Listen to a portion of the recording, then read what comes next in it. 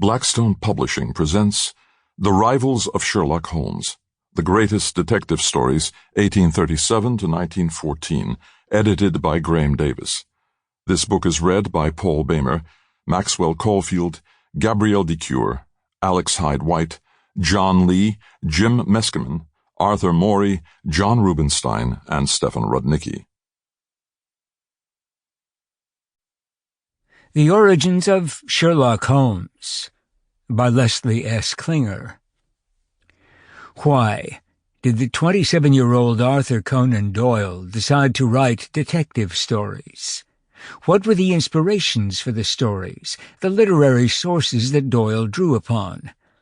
Understanding the context in which Doyle wrote, the authors and books that he knew and was inspired by, could lead to a greater understanding of why Sherlock Holmes became the great detective and why the tales of Holmes's adventures forever changed the course of literature. Conan Doyle himself is, as perhaps is true of all writers, a less than reliable guide in connection with these questions. His autobiography, Memories and Adventures, offers some insights. "During these first 10 years I was a rapid reader," he recalled. "My tastes were boylike enough, for Mayne Reid was my favorite author, and his Scalp Hunters my favorite book." He sold the first story he mentions writing, The Mystery of Sisasa Valley, in 1879. Another early story recalled by Conan Doyle was My Friend the Murderer, written in 1882.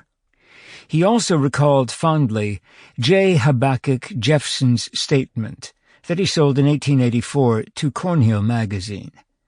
Some of these included supernatural or pseudo-supernatural elements. None were detective stories. In 1886, however, about a year after his marriage, Conan Doyle decided, "I was capable of something fresher and crisper and more workmanlike." Gaboriau had rather attracted me by the neat dovetailing of his plots, and Poe's masterful detective, Monsieur Dupin, had from boyhood been one of my heroes. But could I bring an addition of my own? Famously, Conan Doyle credits his inspiration to write of Holmes to his old teacher Joe Bell, of his eagle face, of his curious ways, of his eerie trick of spotting details.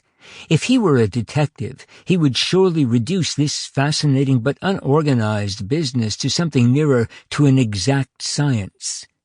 I would try if I could get this. Sample complete. Ready to continue?